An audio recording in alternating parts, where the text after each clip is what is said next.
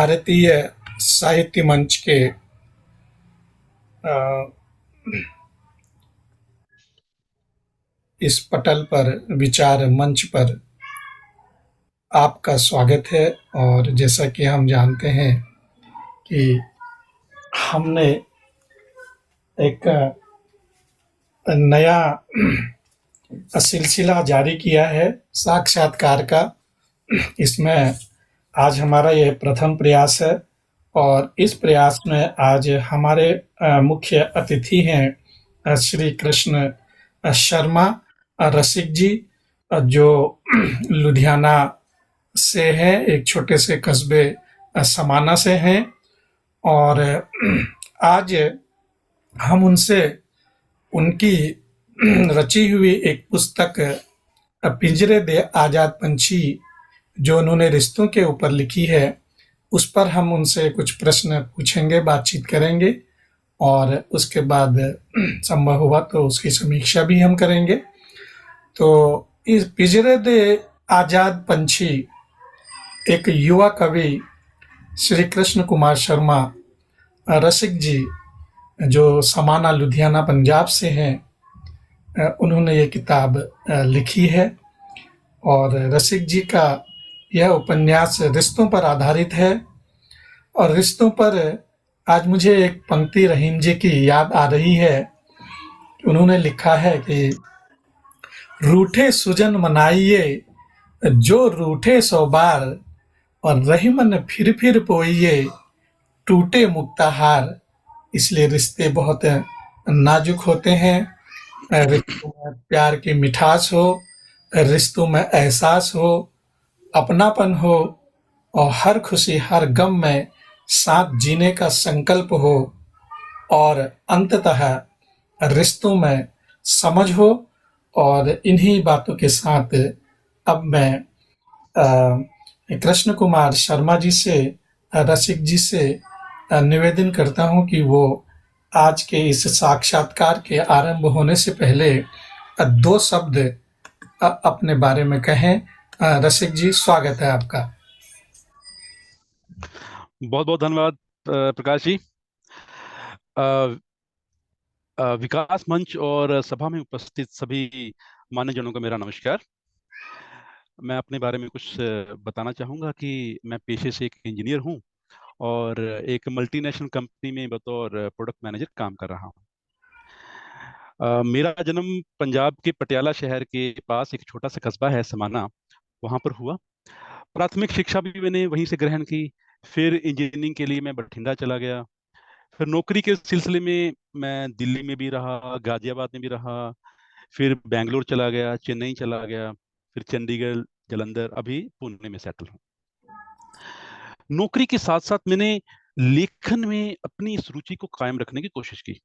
शुरुआती दिनों में मैंने छोटी छोटी कहानियां लिखी, छोटी छोटी कविताएं लिखी, जो अक्सर कॉलेज की मैगजीन और छोटे जो लोकल अखबार होते हैं वहां पर छपती रहती थी। फिर सौभाग्य से 2010 में मेरा आपसे परिचय हुआ। प्रकाश जी, मैं ये कहना चाहूंगा कि आपकी प्रेरणा से ही मैं अपना पहला काव्य संकलन अपहर शाम निराली को प्रकाशित कर पाया। उसके बाद मेरा दूसरा काव्य संकलन आया, प्रेम का प्याला। फिर माँ शारदा की अनुकंपा से, आशीर्वाद से, गुणीजनों के आशीर्वाद से, उनकी गाइडेंस से मैंने कुल 10 किताबें लिखी, जिसमें से 6 किताबें प्रकाशित हो गई हैं। मैं हिंदी, पंजाबी, इंग्लिश, उर्दू 4 भाषाओं में कविता लिखता हूँ, कहानी लिखता हूँ, लेख लिखता हूँ।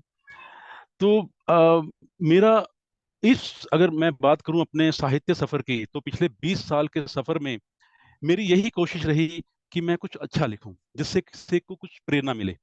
और सबसे बड़ी बात, मैं खुद को सेल्फ मोटिवेट करता रहूं कि मैं कुछ अच्छा लिखूं, अपने आप को बेहतर बनाऊं, शोध करता रहूं। और बस इसी सफर में जुड़े हुए हैं। बहुत सुंदर आपने अपना परिचय दिया और आप बहुमुखी प्रतिभा के धनी हैं, ऐसा आपकी बातों से लगा। और इस बात की मुझे जानकारी भी है कि आप विविध भाषाओं में अपनी रचनाएं लिखते हैं। और रसिक जी, आपका अधिक समय न लेते हुए सीधे-सीधे हम अपने प्रश्नों पर आते हैं। हम आपसे इस श्रृंखला में 7 प्रश्न करेंगे जिनका आपको उत्तर देना है, और उसके बाद हम दूसरे चरण में आपसे हमारे साथ जुड़ने वाले लोग अगर चाहें तो वो बातचीत करेंगे।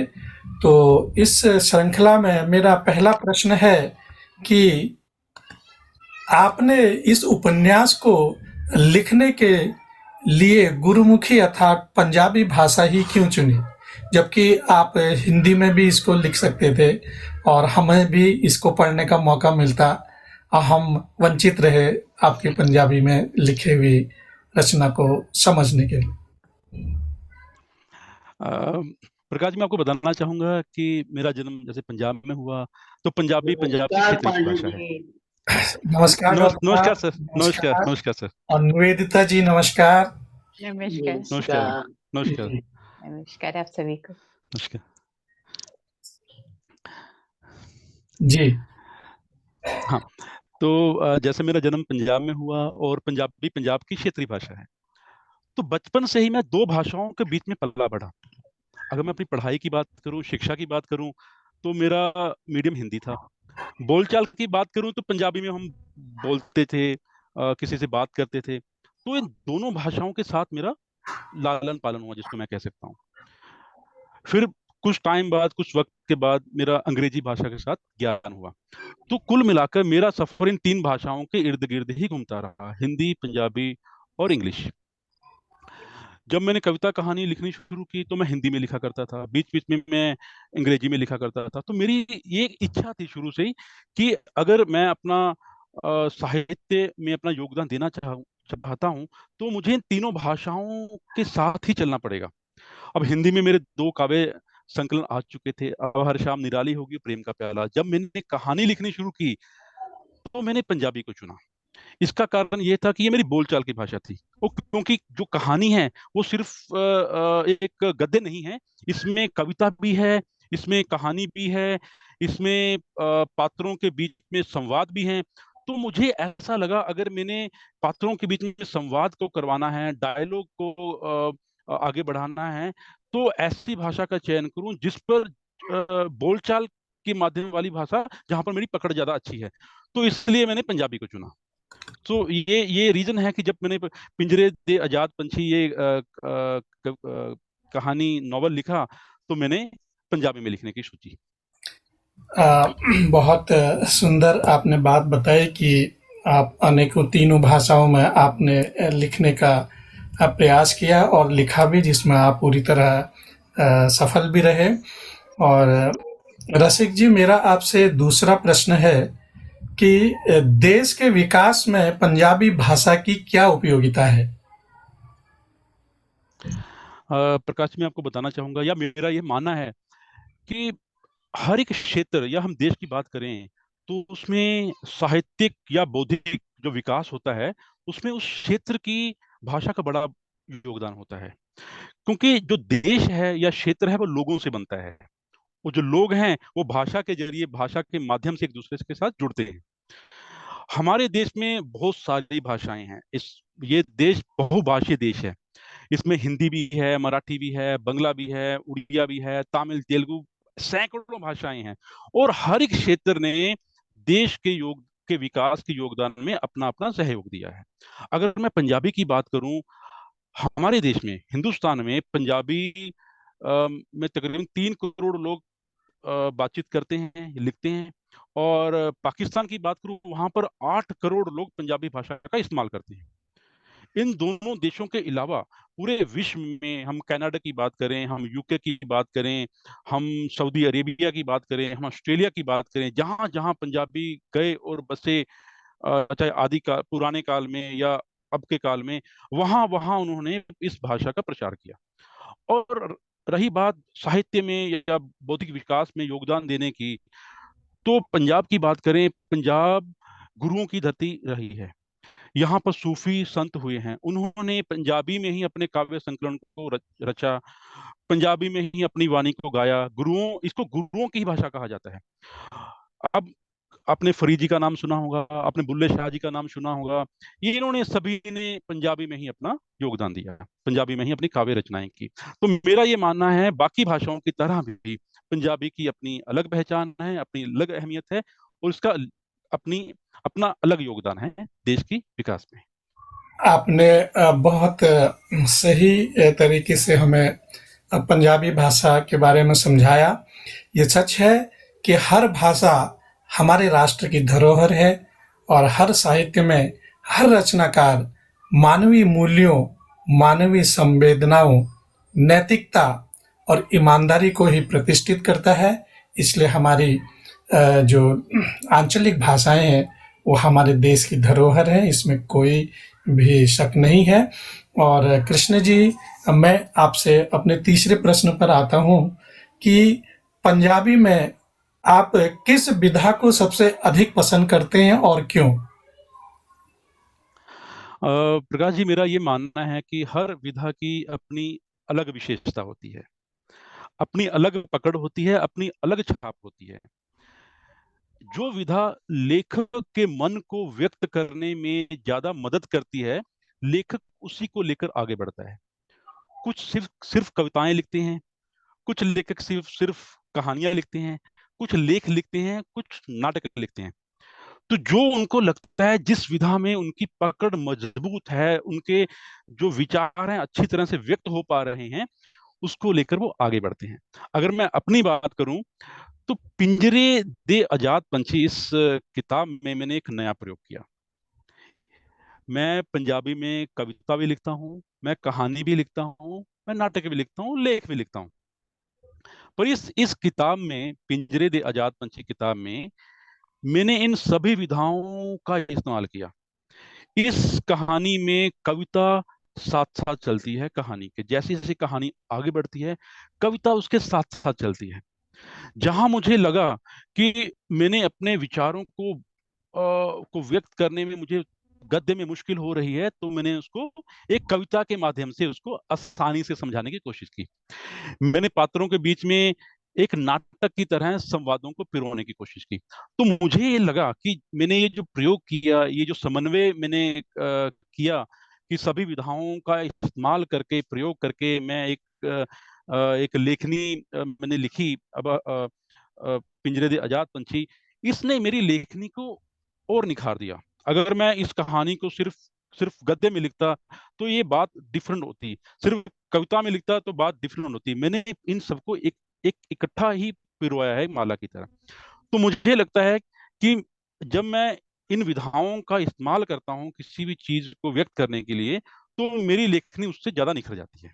तो मैं सिर्फ एक विधा की बात नहीं करूंगा, मैं सब विधाओं की बात करूंगा। बहुत सुंदर आपने बात की कि कोई भी विधा, चाहे वो समसामयिक यथार्थ को अभिव्यक्त करने का सबसे सशक्त माध्यम है, और चाहे वो उपन्यास हो या चाहे वो पद्य हो, गद्य हो, कुछ भी हो, इस समाज के द्वंद्वात्मक संबंधों को जितनी गहरी छानबीन कर सकती है, उतनी अन्य विधा नहीं कर सकती। और इस संबंध में जॉर्ज लुकाच ने कहा है कि उपन्यास मनुष्य के बाहर भीतर की अराजकता को न केवल कलात्मक अभिव्यक्ति देता है, बल्कि अराजकता में राजकता, अव्यवस्था में व्यवस्था की भी तलाश करता है। तो ऐसा उपन्यास के बारे में कहा गया है। और अब मैं आपसे अगला प्रश्न करता हूँ कि ये मेरा चौथा प्रश्न है आपसे, और आपसे हम केवल 7 प्रश्न करेंगे। तो इस प्रश्न में मेरा आपसे ये पूछना है कि इस उपन्यास में ऐसा क्या खास है जिसके कारण आपने इसे चुना?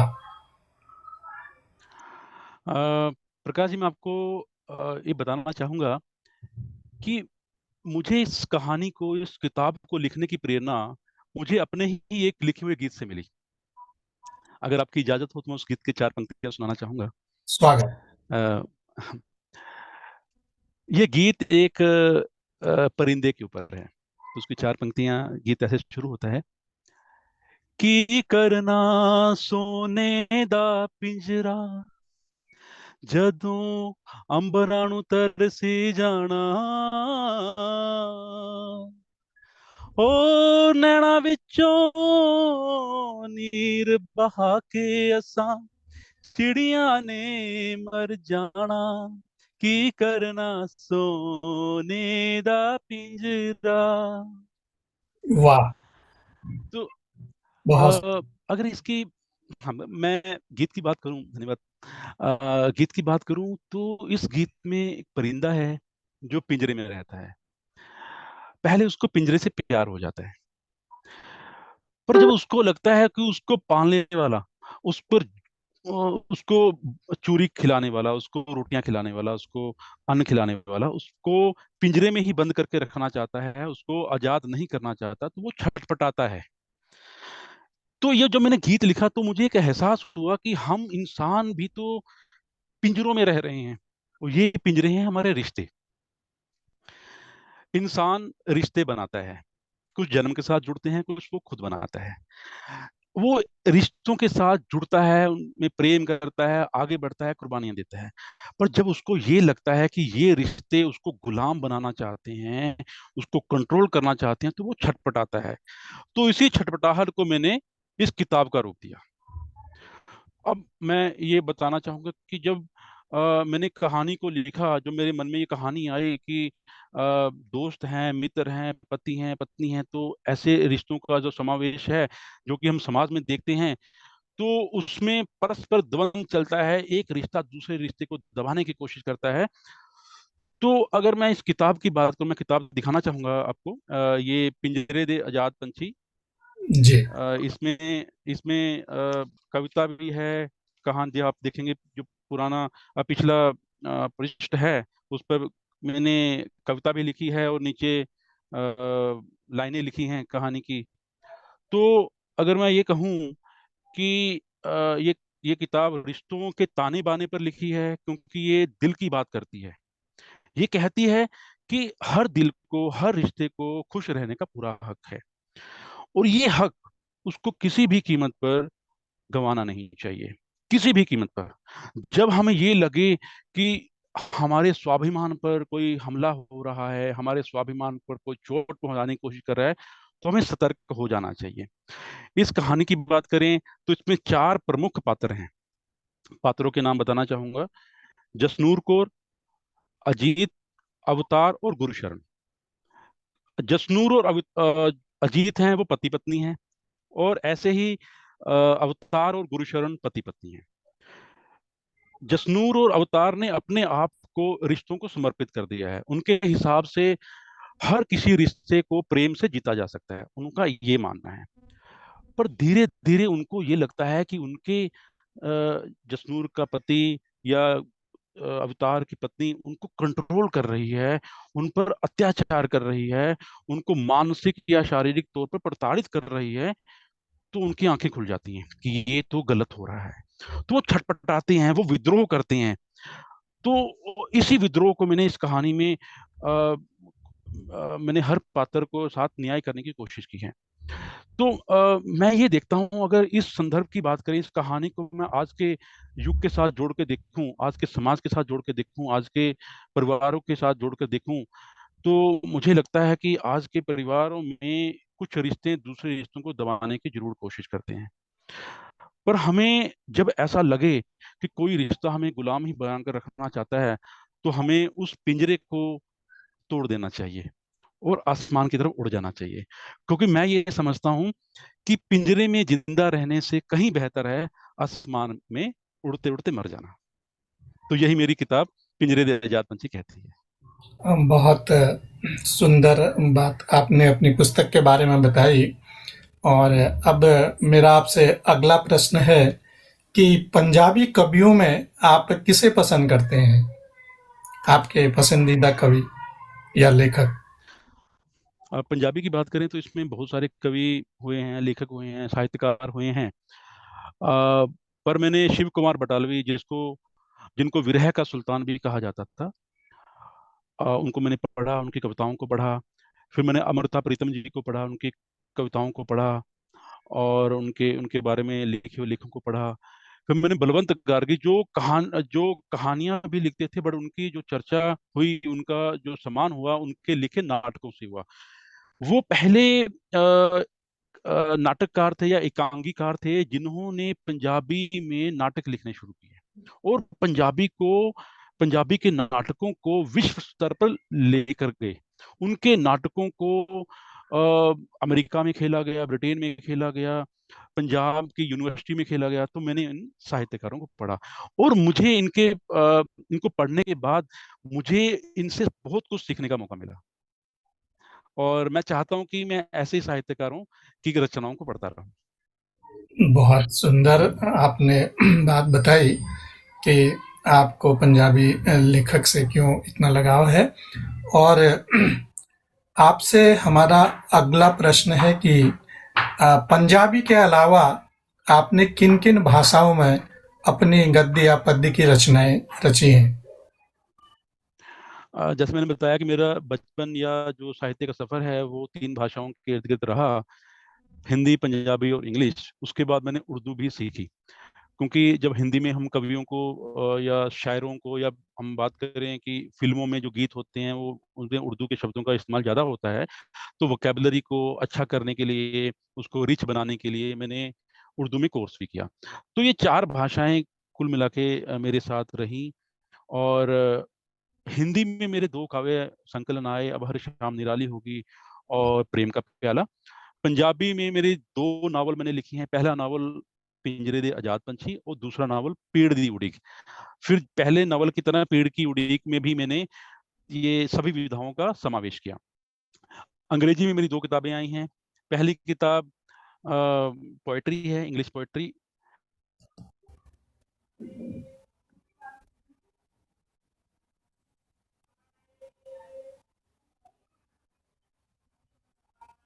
और एक मैंने इंग्लिश में नॉवल लिखा और इंग्लिश में 2 किताबें मेरी प्रकाशित हो चुकी हैं। उर्दू में मैं कुछ गज़लें लिखता हूँ, नज़्में लिखता हूँ, अभी उसकी कोई किताब प्रकाशित नहीं हुई है।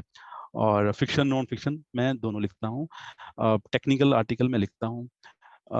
ऑफ़िस के लिए अपने पर्सनल इस्तेमाल करने के लिए मैं इस तरह के साहित्य के साथ जुड़ा हुआ हूँ। कृष्ण जी, आपसे मेरा अंतिम सवाल है, इस कहानी के माध्यम से आपने समाज को क्या संदेश दिया है? मेरी ये कहानी पिंजरे दे आजाद पंछी, जैसे मैंने आपको बताया, रिश्तों के ताने-बाने पर लिखी हुई है। और जैसे मैंने आपसे शेयर किया कि हम रिश्तों के साथ, हमारी ज़िंदगी जन्म से लेकर मृत्यु तक रिश्तों के साथ ही जुड़ी हुई है। तो पर ये रिश्ते, अगेन जैसे मैंने आपको बताया कि ये एक कुछ रिश्ते दूसरे रिश्तों को कंट्रोल करने की कोशिश करते हैं और उनको अपना गुलाम बनाने की कोशिश करते हैं, अपनी शर्तों पर चलाने की कोशिश करते हैं। ठीक है, हमें अपनों के लिए, उनकी खुशी के लिए बहुत सारी कुर्बानियाँ देनी पड़ती हैं, कुछ इच्छाओं का गला घोटना पड़ता है, वो ठीक है, करना चाहिए। ज़िंदगी को आगे बढ़ाना करना चाहिए। पर जब हमें ये लगे कि हमारा ऐसा करना किसी के लिए एक मैं इसको जैसा कहूँ, किसी के लिए एक हास्य का चीज़ हो गई है, या किसी के लिए एक उसने एज़ ए ग्रांटेड उसको ले लिया है, वो गलत तरीके से ट्रीट करता है, प्रताड़ित करता है, उसको जीने नहीं देता, तो हमें लगता है ऐसे रिश्तों को हमें छोड़ देना चाहिए या उसको ठीक करना चाहिए। ठीक नहीं होते उसको छोड़ देना चाहिए, क्योंकि ज़िंदगी हमें कहती है कि आप खुश रहो। तो खुश रहने का अधिकार सबको ही है। तो मेरी ये किताब, मुझे लगता है कि इन रिश्ते को, मतलब इन रिश्तों के ताने-बानों को सुलझाने के लिए ये जो इनके पात्र करते हैं, जो वो कोशिश करते हैं, मुझे लगता है ये संदेश सबको देती है। कृष्ण जी, आप एक युवा कवि हैं और आपके युवा मन की भावनाएं आपकी पुस्तक में आपने व्यक्त की हैं और आपने हमारे सभी प्रश्नों का उत्तर दिया। बहुत बहुत धन्यवाद, आपने अपना कीमती समय हमें दिया। और अब धन्यवाद। इस चरण का समय समाप्त होने वाला है। एक और नया लिंक अभी थोड़ी देर में भेजता हूँ। उसके बाद अगले लिंक में हमारे साथ जो लोग जुड़े हैं, वो लोग आपसे अपने प्रश्न पूछेंगे और आपने उनके प्रश्नों के उत्तर देने हैं। और अंत हाँ में जी। हमारे डॉक्टर श्याम गुप्त जी आपके आज के इस साक्षात्कार की अगर वो समीक्षा करना चाहें तो वो समीक्षा भी करेंगे। तो हम मिलते हैं नए लिंक में और दोबारा से आपसे जुड़ते हैं। आप थोड़ा सा इंतजार करें।